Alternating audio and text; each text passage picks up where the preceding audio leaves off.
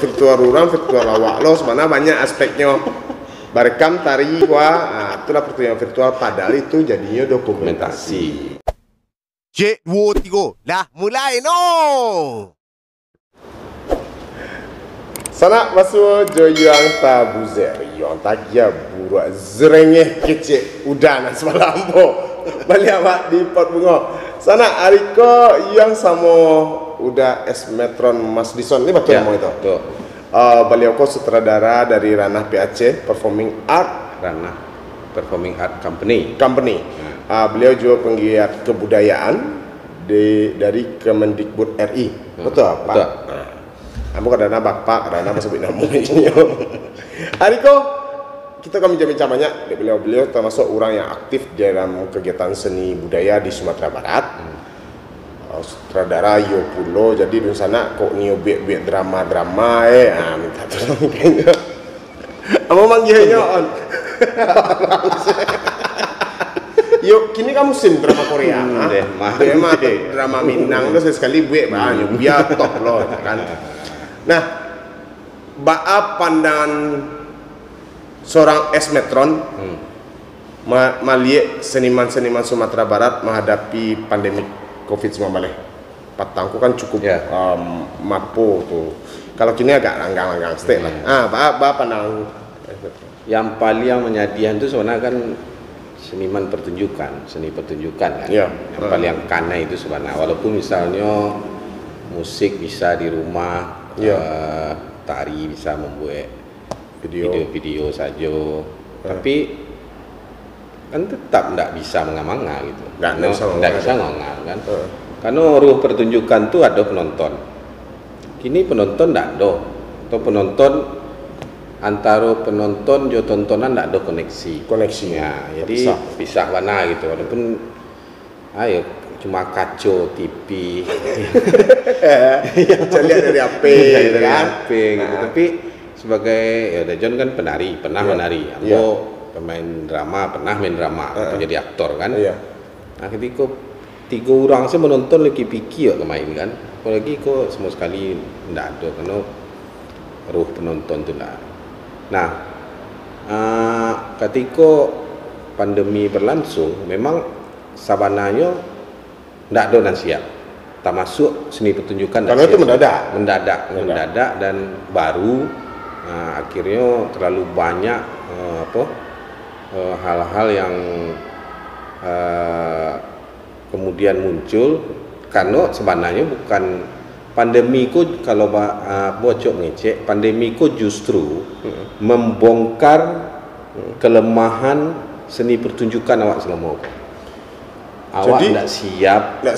Jadi sebenarnya pandemi 4 tahun tu harusnya mengajarkan awak menjadikan pengalaman bahwa ternyata memang awak tidak siap selama kau tidak siap dan membongkar beberapa kelemahan awak. Misalnya sistem jejaring awak tidak ada.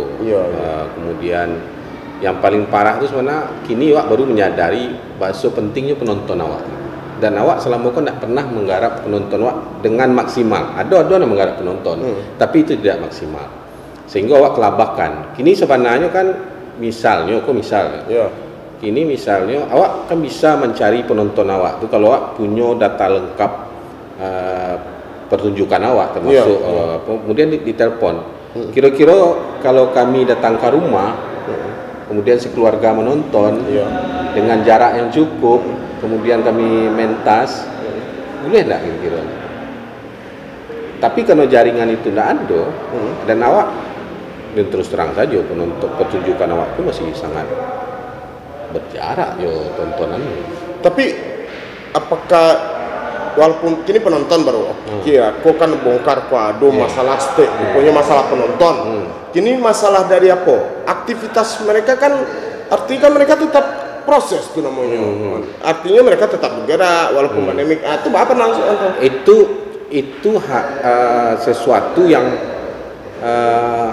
harus dilakukan karena situasi bukan sesuatu yang dilakukan karena kebutuhan pertunjukan.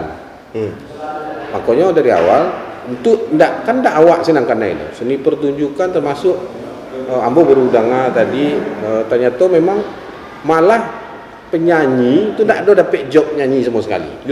Hilang sadonya. Ya karena di mana orang kebek cara masalah dak lihat buah dah gitu. Alah dituang lo dek produser, penonton duduk kemudian dia jarak, modal tak balik. Termasuk masalah pembuatan film pun banyak ditunda. Banyak ditunda. Kini baru Agus kabarnya tuh Juli atau Agus baru Avatar 2 mulai di syuting di Selandia Baru kan. Ini suka Avatarnya. Ambo tahu prosesnya saya. Tapi karajo yang dilakukan oleh seniman. Jadi seniman akhirnya melakukan dalam tanda petik apa saja. Ya.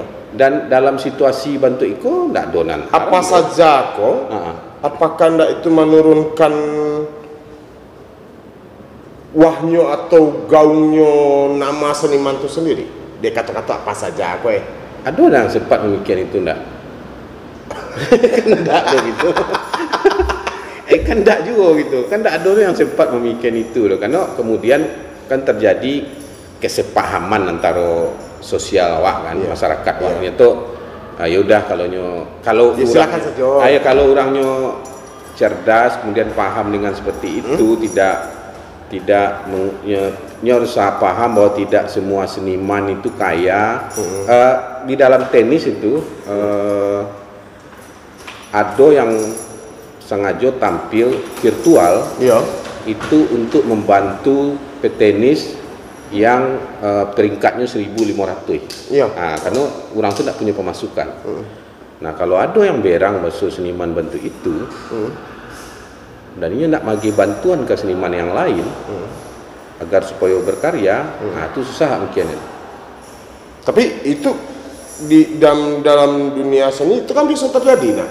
Biasa sih terjadi. Apa sih yang Kini misalnya Ambo termasuk seniman yang kayo gitu kan. Kayo dari segala hal, terutama masalah piti jadi jalan. Aminan sana tentang kayo. Nah, ketika Ambo kayo, Ambo tentu memproduksi karya Ambo surang, Ambo tentu prioritas. Ketika si datang ke Ambo, temu kecana. Dah betul bantu Ambo coba awak salam produksi dah. Itu kican produksi dia misalnya saya lah emang kalau aku mana mau jadi orang saya kan hal-hal seperti itu kan lazim terjadi kondisi-kondisi serupa itu gitu. Ya berarti lu seniman ya lah. jadi yang dimaksud tadi itu jalan gini ya, kalau seniman tuh peduli sesama jangan kan seniman sebenarnya sama makhluk hidup harus bisa dan itu bahasa seniman itu asosial, seniman itu apolitis, itu harus diubah. Itu omong kosong awak menjadi seniman kemudian tidak terlibat dalam perasaan-perasaan di komunalnya atau harus ikut mengambil kebijakan, itu omong kosong. Nah seniman gini banyak yang asosial dan apolitis, sehingga ketika misalnya regulasi terhadap seniman itu ndak adanya berang-berang, ya apa pedulinya politikus itu peduli pada seniman karena seniman ndak peduli terhadap politik gitu. Nah itu kan terjadi bukannya karena politik yang tidak peduli dengan seniman sehingga muncul politik tadi. Setelah Anapis ya jadi yang masuk ke gedung DPR seniman awal. Ndak ada dong gitu. Napis itu berkuasa, sangat berkuasa. Anggaran 19 tahun PSN itu, pertemuan sastra Nusantara di Kuittanam itu Napis itu. Tapi ada yang menarik jadinya ketika seniman masuk ke ranah politik jadi anggota DPR, anggota legislatif. Bukan itu kami jadi Cimahi pulo, apalagi di Minang kok. Mbak pikir aja politik kesenian sana urus jangan ada politik lo urus, ada yang seperti itu kan? Ada. Pertama karena politikusnya tidak matang masuk. Dari seniman ke politikus tidak matang masuk. Kemudian masyarakatnya atau senimannya sendiri juga tidak matang dalam menghadapi atau dalam mencelik persoalan itu. Itu menarik. Kamu akan tanya kayaknya. Ada minat untuk terjun ke politik? Ambo sampai kini alun. Tapi ada niat enggak? Kalau untuk membuat regulasi untuk seniman, ambo minat. Tapi coba etong ini, kok? Ya. Dari berapa puluh ini itu anggota DPRD Sumbar saja gitu. Berapa orang sih yang kira-kira dalam sejarah kehidupannya itu pernah bersentuhan, berdekatan, terlibat dalam kesenian itu berapa gitu. Coba hitung sampai enggak 10% gitu. Atau sejarah kemudian kemancalian bahasa orang-orang yang dulunya pernah jadi penari, dulunya pernah jadi apa, itu ternyata enggak berbuat apa-apa kan. Karena tahu seniman tuh atau hidup di dunia seniman tuh miskin gitu. Sehingga menjadi semacam traumatik tersendiri deknya kan, sehingga ndak ngalu orang Bansek atau ambo berpikiran seperti itu. Nah, itu asumsi pribadi. Kan itu jadi apa namanya di lingkaran yang tidak akan pernah putus kalau anda pernah mau mencoba untuk bernegosiasi, seniman bernegosiasi dengan urusan itu. Tapi berasa kalau seperti itu, kenapa seorang ex-metron tidak mencoba tak terjun ke ranah politik langsung, walaupun kadang-kadang mungkin seorang bos orang, tapi kan artinya orang hebat tuh kemudian bos orangnya bisa apa? Tuh yang kecil orang apa namanya influencer, nah bisa menembus pemikiran orang lain, mempengaruhi orang lain. Tapi tak lebih baik. Kamu rasa kenapa enggak dicoba? Kini harus ada pilihannya. Pilihannya enggak bisa sejalan. Enggak. Posisi nambo pilih ini tidak memungkinkan untuk ambo berat. Karena struktur birokrasi itu terlalu lambat. Jadi ambo kini memilih untuk menghidupkan ekosistem yang bisa ambo hidupkan. Misalnya pai ke Damasraya, pai ke Pasaman, itu cuma untuk mencoba menghidupkan ekosistem supaya orang tahu bahwa ada orang yang peduli terhadap kesenian kok. Itu semacam CSR seniman pribadi kok, pai-pai kok gitu. Seniman pribadi sana. Jadi sahabat tuanya salah ketika di sana beranggapan bahwa seniman itu bangsa. Beliau punya CSR surang walaupun mungkin kok utang Nggak, kalau datang ke sudah tampe awak dibayar, tapi bayaran tu layak enggak untuk sebenarnya untuk ukuran kerja. Kalau Dajjal pasti tahu bab pekerjaan seniman tu apa yang sama je ilmuwan, riset bertahun-tahun, kemudian latihan. Kalau ilmuwan riset menulis selesai, awak kemudian riset, kemudian magih tahu lo ke pemain, bahasa iko bantu disuruh lo pemain ko riset segala macam. Kemudian tampil soal lampu, soal dan yang ilmuwan yang ini riset sosial atau riset apapun, kemudian hanya masuk ke labor kan, tidak berhadapan dengan sosial masyarakat gitu, yang psikologi itu selalu cair gitu dan selalu berubah-ubah. Nah, kesulitan seniman itu dipahami orang enggak gitu? Enggak, karena seniman sendiri tidak mau meliterasi masyarakat, tidak mau meliterasi penontonnya dengan bagus gitu. Sehingga awak cuma bisa mete-mete kalau orang tak tiba menonton. Masyarakat yang kau nak ngerti di kesenian. Memang awak pernah meliterasi masyarakat kan enggak? Tapi itu kan memang kelemahan seniman rata-rata. Betul. Nah, itu makanya ambo kalau ditanya posisi tadi, makanya ambo memilih posisi untuk membangun sebisa mungkin ekosistem kesenian. Jangan kemudian orang masuk kesenian itu trauma. Tapi ketika ekosistem kesenian terbangun dengan baik, tapi dari secara legislasi tidak dulu membackup mendukung itu semuanya tidak. Nah, artinya peran legislator penting di siko. Nah, kenapa tidak orang-orang legislator kok termasuk seniman-seniman di dalamnya? Itu nano masuk. Nah, kenapa seorang ex-metron tidak mau lo terjun ke asinan gitu? Karena itu mau lihat kalau mau masuk kini lah partai harus jadi anggota lo mau dulu. Kalau ingin capek membayar lo, itu kemudian ikut lo pemilihan yang menurut beberapa ahli hukum pemilihan waktu masih banyak mudaratnya gitu, karena harus membayar orang segala macam, saksi segala macam.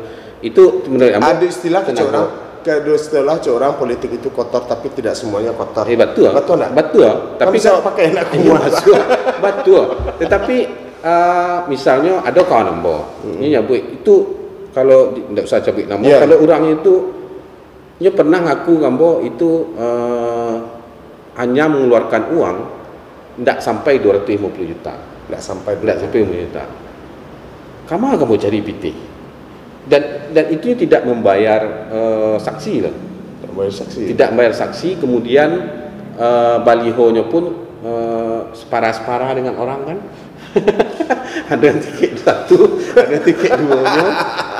Dan itu lah banyak kompromi-kompromi seperti itu. Dan itu jadi salah satu kendala bagi seniman untuk bisa nyutajun menjadi politik. Legislatif ke dunia politik. Betul. Kamu akan dicari piti 10 ribu uangnya seniman jadi gini. Nah, kurang dari 250 juta aku mah tahu 200 sampai 5 juta kurang.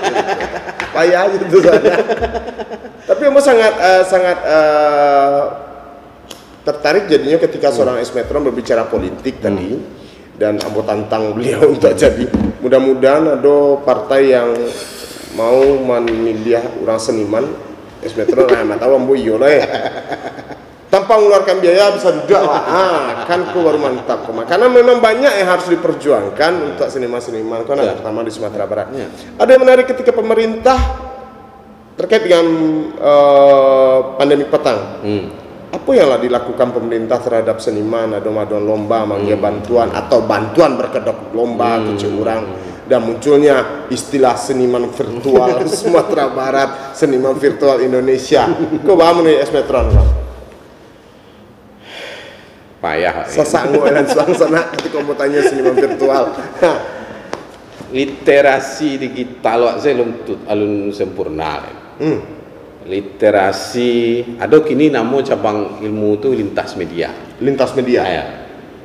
Nggak tangan suara itu pernah ada di itu lintas media serupa tuh. Iya biasa jalan di sana. Iya misalnya ada tari, kemudian memakai teknologi, gitu pakai segala macam gitu kan.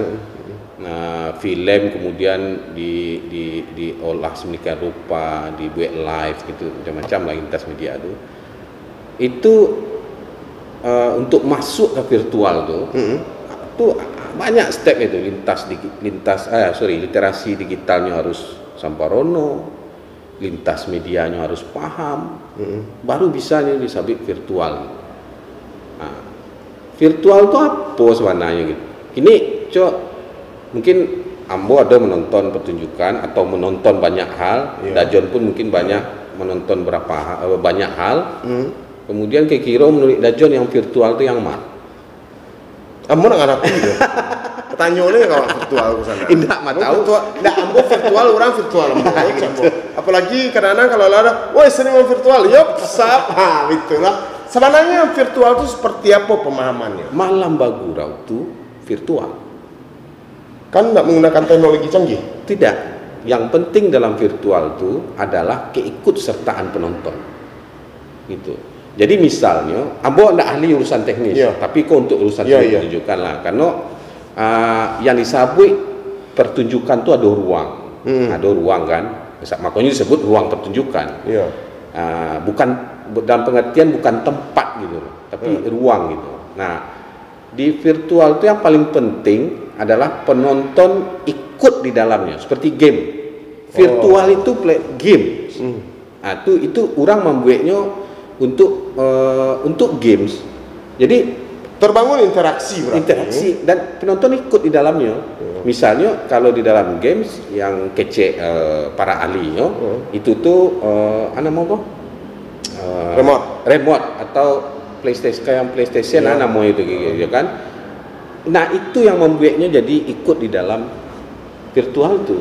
Nah, bahkan gini orang lah berkembang. Oh ya, game ku kan orang cakap suka diganti kan. Aku menggarik lo kan seperti itu. Nah, walaupun mereka berada di belahan dunia masih kan bisa buang gitu. Ada ikut sertaan gitu. Nah, di malam Bagurau penonton ikut enggak? Ya, terlibat. Ada request yang mereka. Dari kelas. Dan kurang adalah penonton tidak bisa ikut bernyanyi. Penonton tidak bisa ikut bersaluang. Dan itu karena alatnya tidak ada. Dan itulah bisa disebut virtual.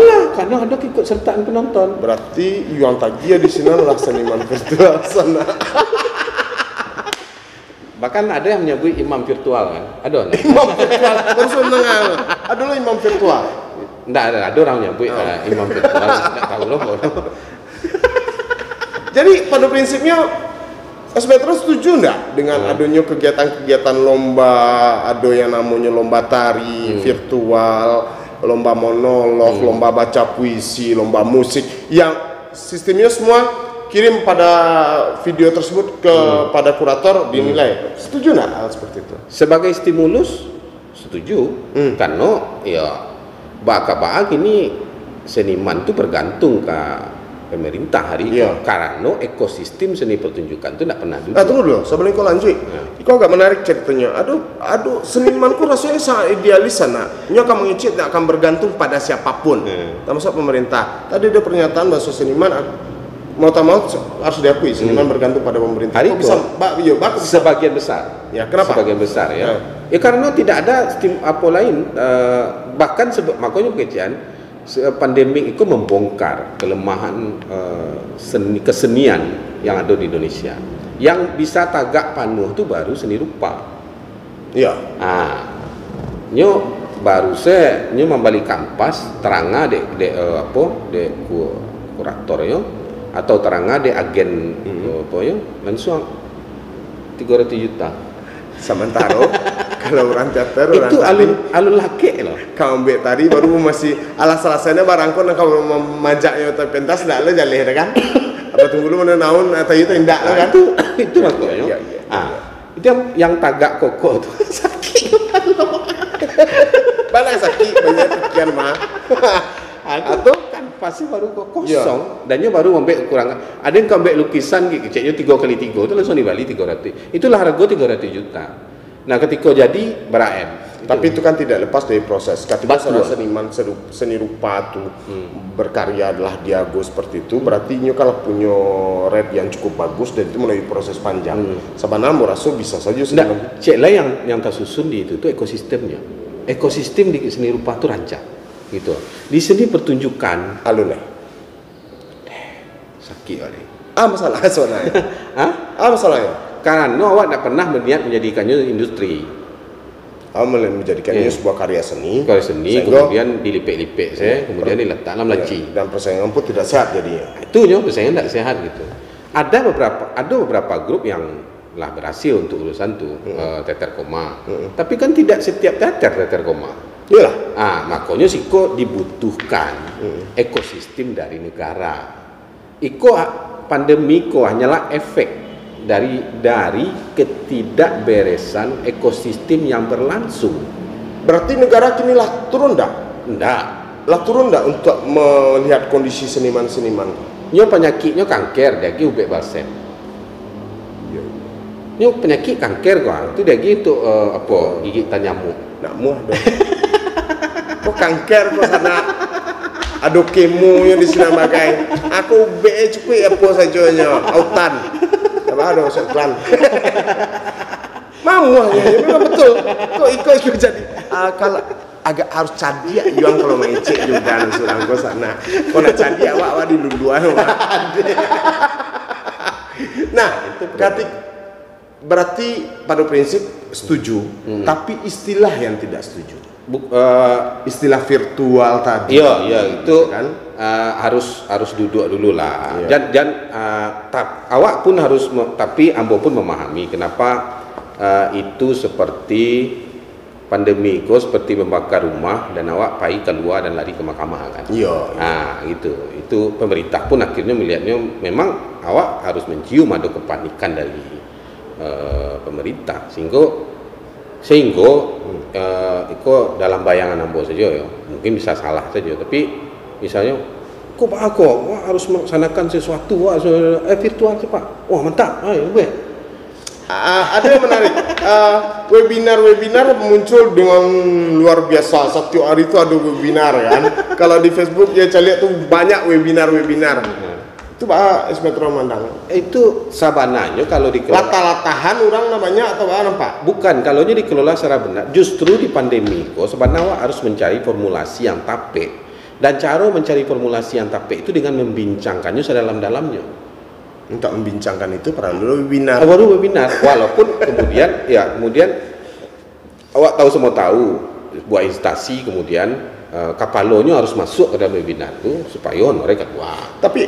Tapi ada hal yang menarik bagi Ambo, ternyata setelah pandemi masyarakat Indonesia, terutama Indonesia bicarakan dan Sumatera Barat, itu mereka dituntut untuk memahami teknologi. Dipaksa lah ya. Harus. Karena kalau balik bicara virtual tadi, Ambo pernah menonton Frogman itu. Frogman itu di di IKJ, ada IKJ tempat pementasan di belakang. Itu situ ada pementasan dari Inggris yang kemudian menjadikan virtual reality sebagai bagian dari pertunjukan, bukan bagian dari outsider. Nyo internal gitu, nyo masuk ke dalam pertunjukan tuh. Jadi awak dia apa namanya helm yang apa itu. Kemudian dalam pertunjukan tuh awak bisa memilih apakah misalnya ketika di dalam tuh akhirnya di pilihan penonton mau ke kanan atau ke kiri. Jadinya terlibat ke dalam tuh untuk memilih alur cerita, memilih apa. Nah, itu baru pertunjukan virtual gitu loh. Banyak aspek sebenarnya. Jadi jangan ngecen orang virtual awak lo sebenarnya banyak aspeknya. Barekam tari itulah pertunjukan virtual, padahal itu jadinya dokumentasi.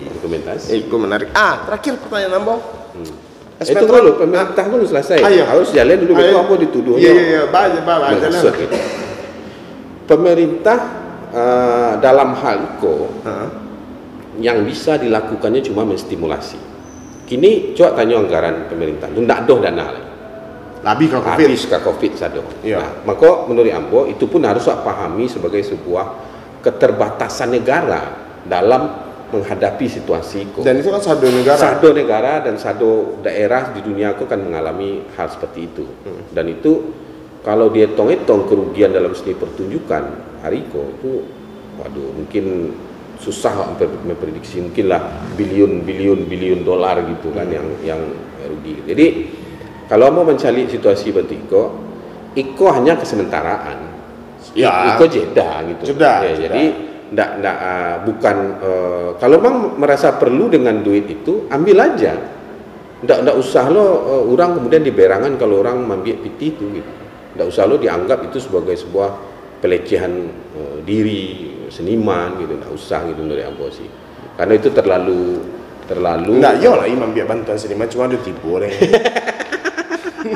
Dan untuk hal itu saja birokrasi terlalu rumit gitu. Bantuan COVID untuk seniman itu saja tuh terlalu rumit. Seniman itu sih kelemahan awak karena teknologi terlalu lambat untuk pelajari.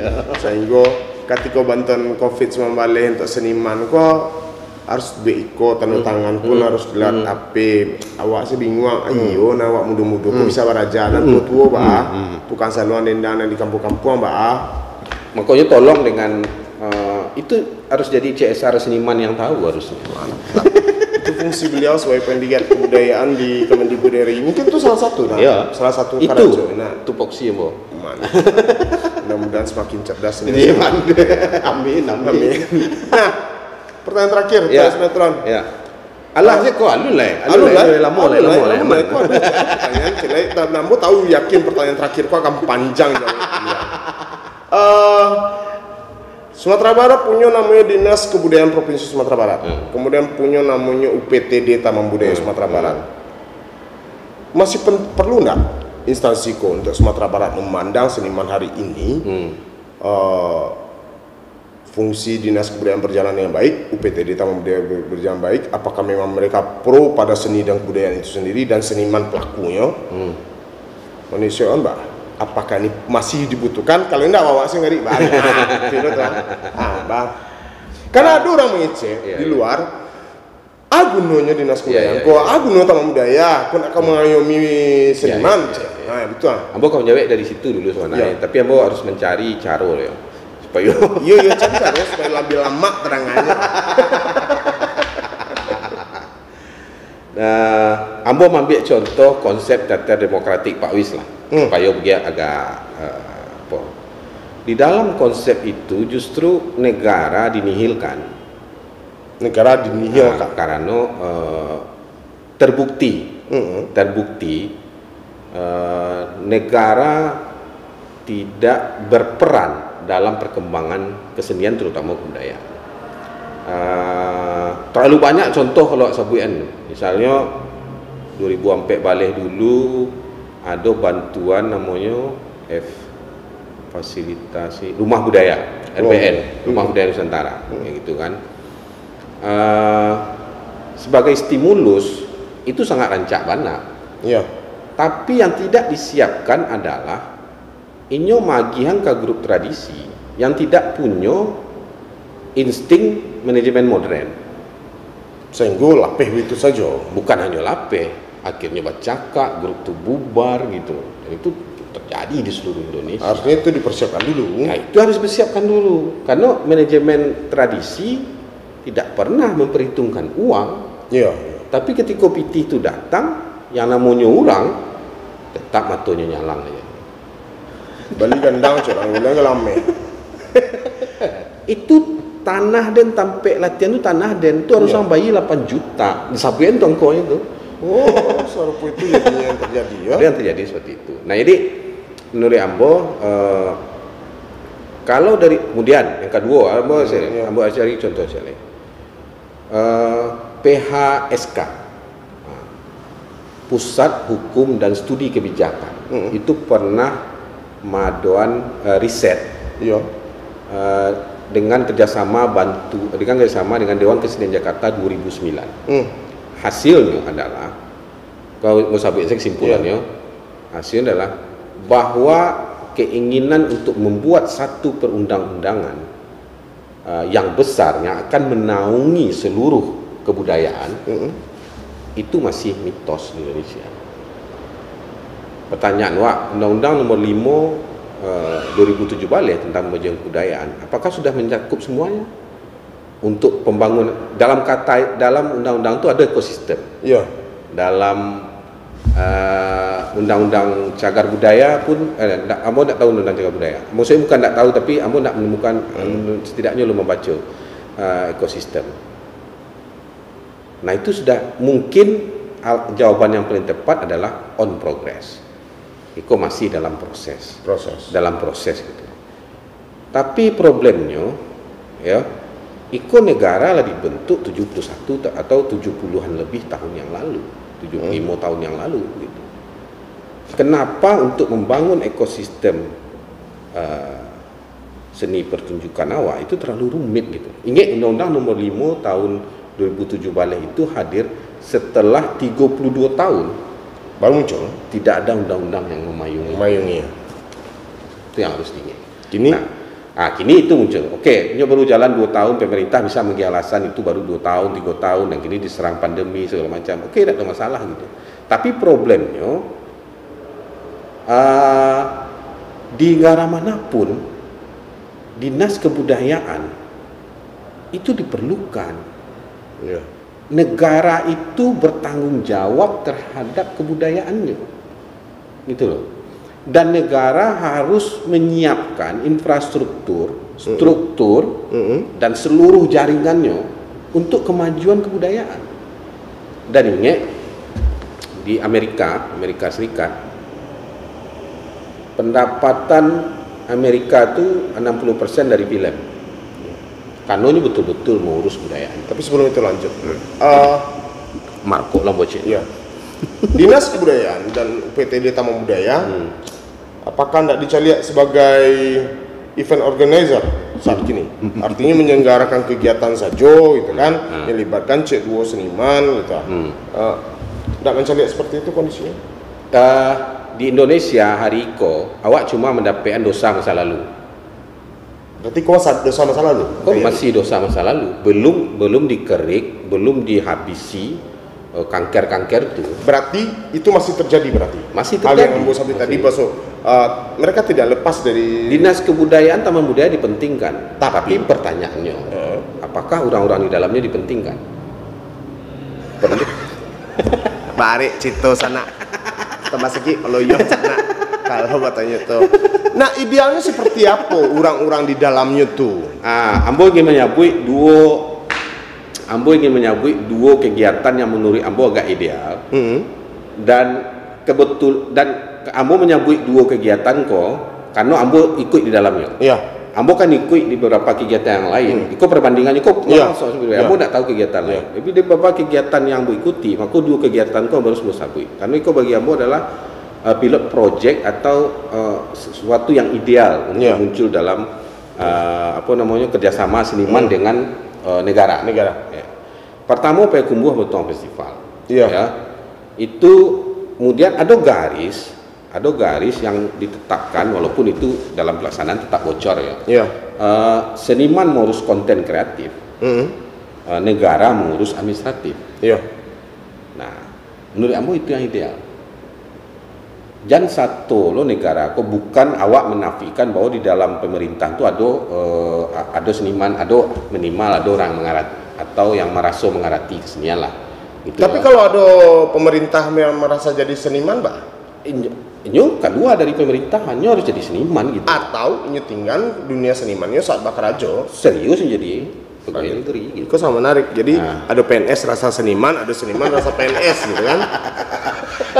Berdiri di dua kaki itu merugikan tidak hanya bagi seniman atau bagi yang pegawai negeri atau aparat bagi dinas tuh, tapi merugikan untuk ekosistem.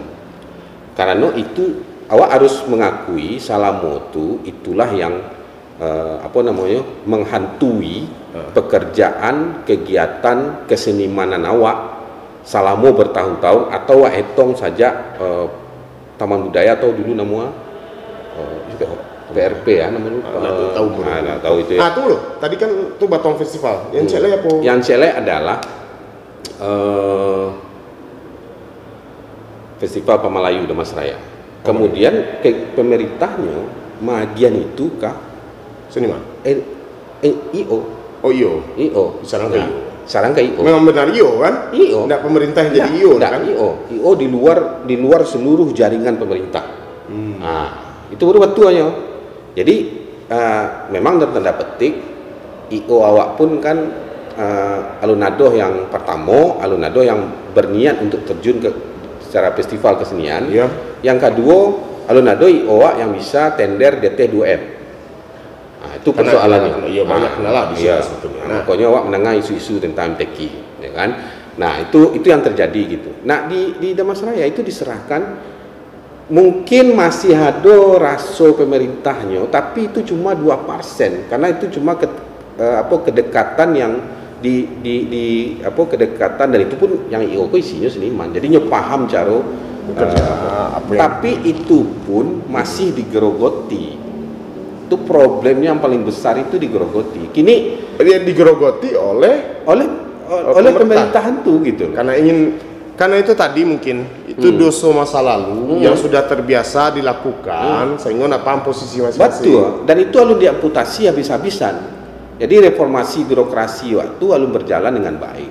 Nah, satu sisi seniman pun tidak belajar tentang manajemen dengan bagus atau setidaknya ada seseorang di dalam grup itu atau komunitas itu yang paham tentang manajemen tradisi dan modern. Kadang-kadang beko kan lah di mani-manian sama pemerintah tuh lah atas suri lah bayuan kan.